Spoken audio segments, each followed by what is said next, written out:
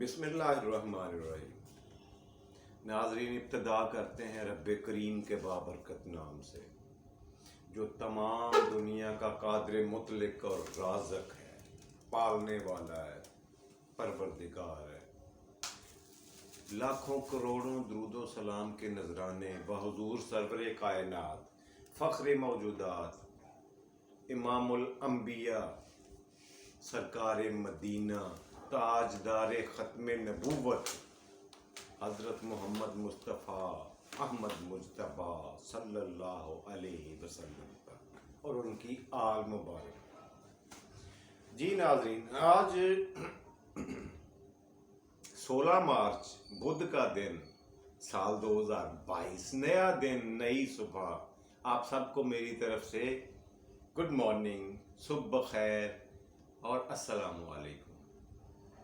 جی تو آج صبح کے پروگرام میں آپ کو پتہ ہے پہلا سیگمنٹ ہوتا ہے ہمارا تاریخ، قدیم ہندوستان کی جو تاریخ ہم بیان کر رہے ہیں اور رامائن کے زمانے سے گزر رہے ہیں، یعنی حضرت عیسیٰ علیہ السلام کی پیدائش سے 2 صدیاں پہلے سے لے کر 10 صدیاں پہلے تک کا یہ جو 8 صدیوں کا رہا ہے، دور ہے، زمانہ ہے، اسے رامائن کا زمانہ کہا جاتا ہے، مانا جاتا ہے ہندوؤں کے مذہب میں۔ جی تو ہم کل سے بلکہ پچھلی کچھ قسطوں سے، کل سے میں نے شروع کیا تھا، میں نے آپ کو 3 مت بتائے تھے جو برہمنوں کے خاص پڑھے لکھے عالم فاضل لوگوں نے مل کر اپنی مشترکہ حکمت عملی، طے شدہ محرکات اور ان نکات پر جن پر سب کا یا تو اتفاق ہوا اور یا پھر ان میں سے کسی نے بھی ان کو درست تسلیم کر لیا، اس نے اسے اپنی تصنیف میں درج کر دیا۔ وہ 6 کتابیں ہیں، میں نے آپ کو بتایا تھا کل، ان کی تفصیل بتا چکا ہوں، اور ان کو کہتے ہیں مت۔ اب مت کیا ہوتی ہے یہ جاننے کے لیے پچھلی قسط دیکھیں، اس میں اس کی ڈیٹیل موجود ہے۔ جی 3 مت میں نے آپ کو کل بتا دیے تھے، پڑھا دیے تھے، ڈسکس کر لیے تھے۔ آج بات ہوئے گی اگلے 3 متوں پر، یعنی اگلے 3 فلسفوں پر ہندو مذہب کے۔ اگلا یعنی چوتھا جو مت ہے یا فلسفہ ہے یا مذہب کی شاخ ہے ہندو مذہب کی، اس کا نام ہے وشیشک۔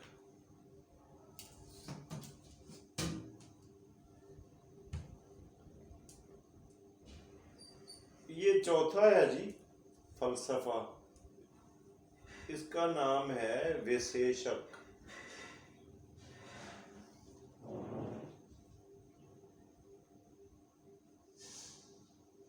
جی یہ تھا جی چوتھا ان کا مت، یعنی فلسفہ، یعنی وہ کتاب جو انہوں نے تخلیق کی برہمن قوم نے، فرقے نے، اور اس کے جو لکھاری تھے ان کا نام تھا کناد، رشی کناد۔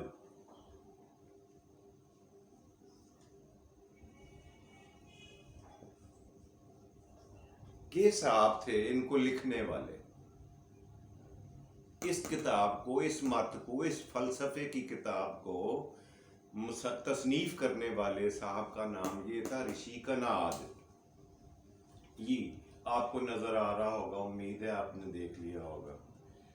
اب ان صاحب کے مطابق، ان کے نظریے کے مطابق، انہوں نے کہا لب لباب ان کی ساری بحث کا حاصل جو ہوا وہ یہ ہوا کہ کائنات میں جتنی چیزیں ہیں نا، وہ چھوٹے چھوٹے اجزاء سے مل کر بنی ہیں، اور وہ چھوٹے چھوٹے اجزاء شروع سے ہیں اور آخر تک رہیں گے۔ یہ چھوٹے چھوٹے اجزاء ایک جگہ اکٹھے ہوتے ہیں، ایک وجود کو ظاہری شکل دیتے ہیں، اور پھر یہ اپنی مقررہ مدت کے بعد اس وجود کو علیحدہ علیحدہ ہو کر وہاں سے نکل جاتے ہیں، اور یہ شروع سے نہ ان کو کسی نے بنایا ہے اور نہ یہ خود بنے ہیں، اور نہ ان کو کوئی فنا کر سکتا ہے۔ عجیب سی ایک منطق انہوں نے بیان کری ہے، اور خود روح کے بارے میں جو ان کا فلسفہ تھا وہ وہی تھا جو میں آپ کو گزشتہ پروگرام میں کپل صاحب، رشی کپل صاحب کا نظریہ آپ کو یا فلسفہ آپ کو بتا چکا ہوں۔ روح کے بارے میں ان کا فلسفہ بالکل وہی تھا جی، اور خدا کے بارے میں انہوں نے خاموشی ہی اختیار کی ہے، کوئی زیادہ باتیں انہوں نے نہیں کی اپنے فلسفے میں، اور بس وہی ذرات کا، جزو کا، جزیات کا ہی زیادہ انہوں نے کنسسٹ کیا ہے، اس پہ زیادہ توجہ دی ہے، اس پہ بضد رہے ہیں کہ یہ جزیات ہی ہیں جو مل کر ایک چیز کو معرض وجود میں لاتے ہیں اور پھر توڑ بھی دیتے ہیں جی۔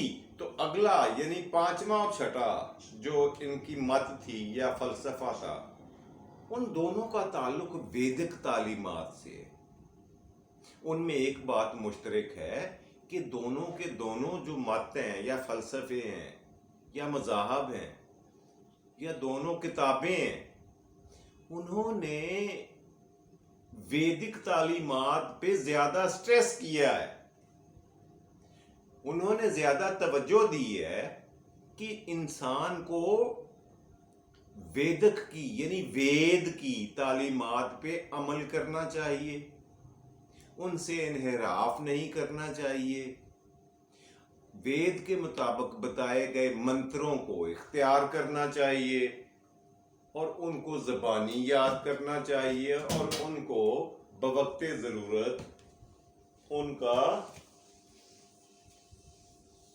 استعمال کرنا چاہیے جی۔ تو جو پانچویں تھے رشی ان کے یا جنہوں نے مت لکھی ہے، ان کا نام تھا پورب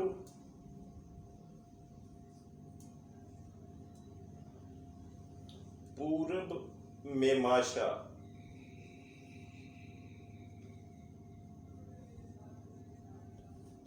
جی، پورب بیماشا۔ یہ وہ کتاب تھی، نظریہ تھا، اور اس کو لکھنے والے تھے جمینی صاحب، رشی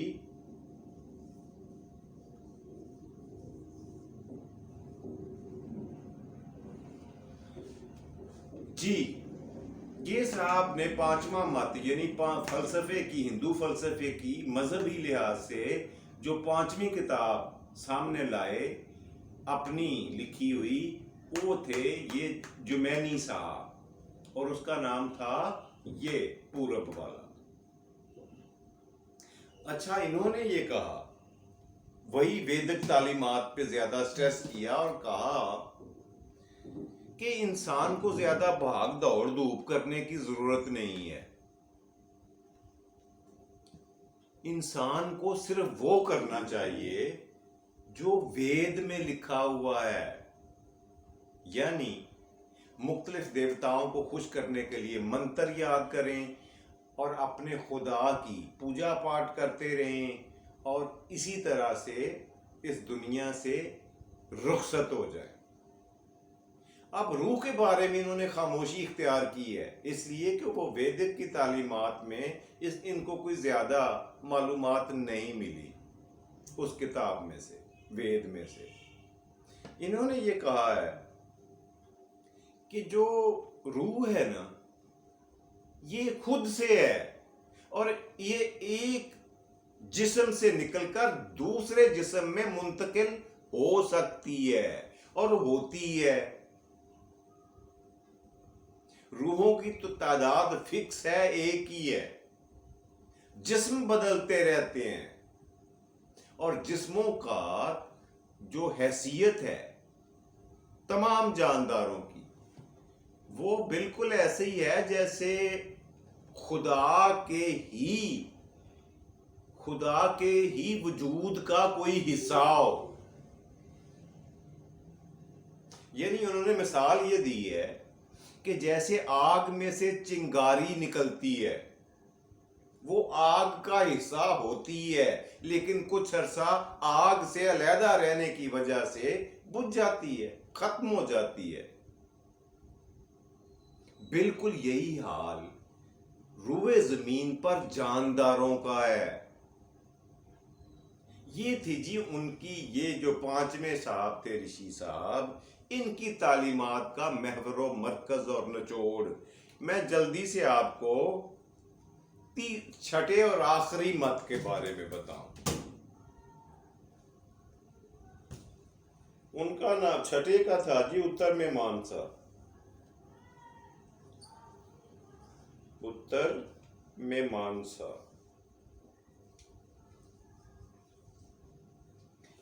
جی اتر میں مانسا کو لکھنے والے سے تھے جو لکھاری اتفاق سے، وہ بیاس جی ان کا نام تھا۔ اب ایک بیاس جی ان سے پہلے بھی گزر چکے ہیں، ہو چکے ہیں، جن کی تاریخ میں بڑی اہمیت تھی، اس لیے کہ انہوں نے مہابھارت لکھی تھی۔ یہ وہ بیاس جی نہیں ہے، نام وہی ہے لیکن شخصیت کوئی اور تھی، یہ کنفرمڈ بات ہے۔ یہ مہابھارت کے لکھاری والے بیاس جی نہیں تھے، کوئی دوسری شخصیت تھی جنہوں نے یہ 6 اور آخری اتر میں مانسا نظریہ پیش کیا، اور انہوں نے کچھ ایسی باتیں کریں، زیادہ تر تو میں آپ کو بتا چکا ہوں اس کی تعلیمات آخری دونوں کی، وہ ویدک تعلیمات کے عین مطابق تھی، ان کے زیر اثر تھی، یوں سمجھ لیں کہ اسی سلسلے کی کڑی تھی۔ لیکن کچھ باتوں میں انہوں نے اپنے پلے سے ایڈ کیا اور کہا کہ جو جرم و سزا کا اصول ہے نا، سزا اور جزا کا، اس کا وجود ہے دنیا میں ہی، اس کے کرموں کی یعنی اعمال کی سزا ملتی ہے اور یہیں پہ اس کا جزا بھی ملتی ہے، اور وہ ہمارے دیوتا دیتے ہیں، اور ایک دیوتا کے پاس سارے اختیارات نہیں ہیں، ہر کام کے لیے مختلف خدا ہے، مختلف دیوتا ہیں۔ تو وہی جس کا جو مجرم ہوگا جس دیوتا کا، وہی خدا یا وہی دیوتا اس کو سزا بھی دے گا اور اچھا کرنے پہ جزا بھی دے گا۔ اچھا، مزے کی بات یہ ہے کہ انہوں نے بھی روح اور انسانی جسم کے بارے میں زیادہ کچھ نہیں بولا، یہی لکھا ہے کہ انسان کو ان بحثوں میں پڑھنے کی بجائے مختلف اپنے وید میں بتائے ہوئے دیوتاؤں کی علیحدہ علیحدہ سے پوجا پاٹ کرنی چاہیے باقاعدگی کے ساتھ، اور ان میں جو وید میں جو منتر درج ہیں ان کو زبانی یاد کر لے، اس کی دنیا سنور جائے گی اور وہ عرفان کے اعلیٰ درجات تک پہنچ سکتا ہے وہ انسان جو ان باتوں پر عمل کرتا ہے اور اسی پر چلنے کی کوشش کرتا ہے۔ جی یہ تھے وہ 6 مت یا 6 نظریات جو میں نے مختصر کر دیے ہیں، آج اور مختصر کر دیا ہے تاکہ ویڈیو بہت زیادہ طویل نہ ہو، آپ لوگ سن کے اکتا ہی نہ جائیں، ویڈیو کو چھوٹی رکھنے کی کوشش کریں تاکہ آپ سنیں بھی، دیکھیں بھی، کچھ سمجھیں بھی، آپ کے نالج میں کچھ تھوڑا بہت، زیادہ نہیں تو میری حقیر سی ناقص سی کوشش کا کچھ آپ کے علم میں، آپ کے نالج میں اضافہ کرنے میں کامیاب ہو جائے۔ جی یہ کل انشاءاللہ کل ہم یہ کریں گے آخری، یعنی یہ جو مذہبی ان کی خدمات ہیں برہمن فرقے کی، اس کی کل آخری قسط میں وہ بھی مختصر سناؤں گا کہ اس کا لب لباب کیا ہوا۔ یہ جو برہمن فرقے نے مل کر اپنی 6 مذہبی نظریات یا فلسفے بیان کیے، ان کا لب لباب کیا ہوا، وہ انشاءاللہ اگلے پروگرام میں، یہاں اگر بتاؤں گا تو وہ بات تھوڑی لمبی ہو جائے گی اور ویڈیو بھی لمبی ہو جاتی ہے، آپ کو پتہ ہے۔ جی یہیں پہ کوشش کرتے ہیں کہ آج کے پروگرام کا پہلا سیگمنٹ کرتے ہیں ختم۔ اچھا ہے نا. تو اگلا سیگمنٹ ہوتا ہے صبح کے پروگرام میں، دوسرا سیگمنٹ بڑا مزے کا، وہ ہوتا ہے آج کا لفظ. جی تو آج کا لفظ واقعی بڑا انٹرسٹنگ ہے. ایک عام سا لفظ ہے، روز مرہ ہم دیکھتے ہیں، پڑھتے ہیں، بولتے ہیں، کئی دفعہ سنتے ہیں. جی وہ لفظ ہے، یہ رہا. کیا لفظ ہے میں نے لکھا؟ جی ہاں بالکل آپ نے ٹھیک کہا، یہ لکھا ہے اہم. اہم لکھا ہے نا، اہم ہی بولتے ہیں نا اسے. جی ہاں اہم کہتے ہیں. اچھا کیونکہ ہماری اردو کی کتابوں میں سارے کم و بیش سبھی الفاظ دوسری زبانوں سے ڈرائیو کر کے آئے ہیں، تو بدقسمتی سے اعراب کے بغیر لکھے ہوئے ہوتے ہیں الفاظ اردو میں. اور ہم جو ہماری زبان پہ چڑھ جاتا ہے نا، اس کا پروننسیشن، اس کا تلفظ، اس کی ہم ریسرچ کرنے کی کوشش نہیں کرتے، اسی طرح سے اسے بولتے اور لکھتے جاتے ہیں. خیر جو آپ مناسب سمجھیں، لیکن میں اس کے بارے میں عرض کرتا چلوں کہ یہ جو اہم ہے نا، اہم کوئی لفظ ہوتا ہی نہیں ہے. اہم نہیں ہوتا، یہ ہوتا ہے الف کے اوپر زبر لگانا پڑتا ہے.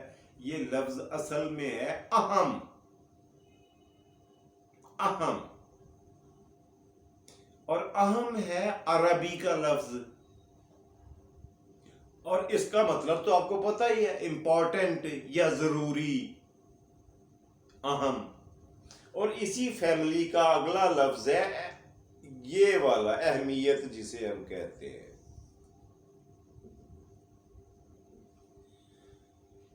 اسی فیملی کا اگلا لفظ ہے اہمیت.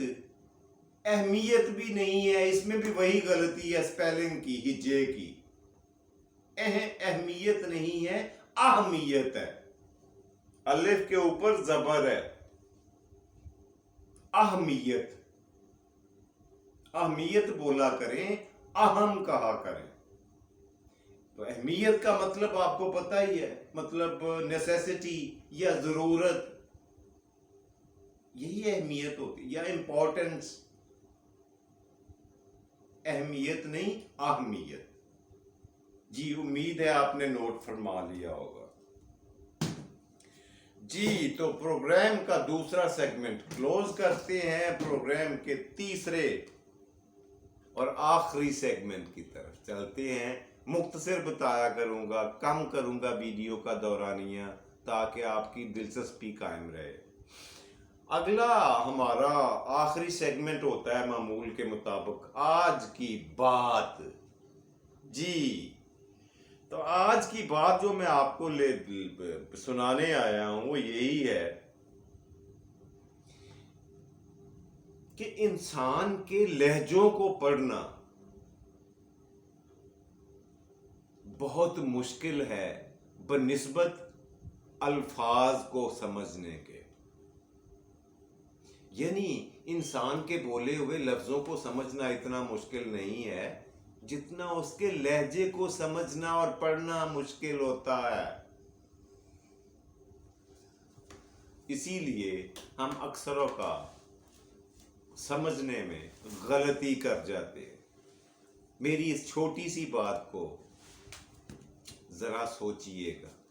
اچھا پروگرام کا تو کرتے ہیں یہاں پہ خاتمہ، لیکن اپنے سیانے بابا جی کی بات تو میں ضرور کروں گا. سیانے بابا جی نے مجھے یہ بتایا ہے کہ ہمارے دور میں نا، جب ہم سٹوڈنٹ ہوا کرتے تھے، جو کلاس میں نالائق ترین بچے ہوتے تھے وہ کلاس کی سب سے پچھلی لائن میں بیٹھتے تھے. لیکن جس دن رزلٹ کا دن ہوتا تھا نا، رزلٹ آنے کا دن، وہ مسجد میں سب سے اگلی صف میں کھڑے ہوتے تھے. یہ تھے جی بابا جی اور ان کے خیالات جو میں نے آپ تک پہنچا دیے. یہیں پہ پروگرام کا کرتے ہیں خاتمہ. اللہ تبارک و تعالی سے دعا ہے کہ اللہ سونا آپ کو اپنے حفظ و امان میں رکھے، آسانیاں دے اور آسانیاں تقسیم کرنے کی توفیق دے. اپنا اور اپنے پیاروں کا ڈھیر سارا خیال رکھیے گا. مجھے اپنے جاوید اقبال کو دیجیے اجازت. اللہ ہم سب کا حامی و ناصر ہو. پاکستان زندہ باد.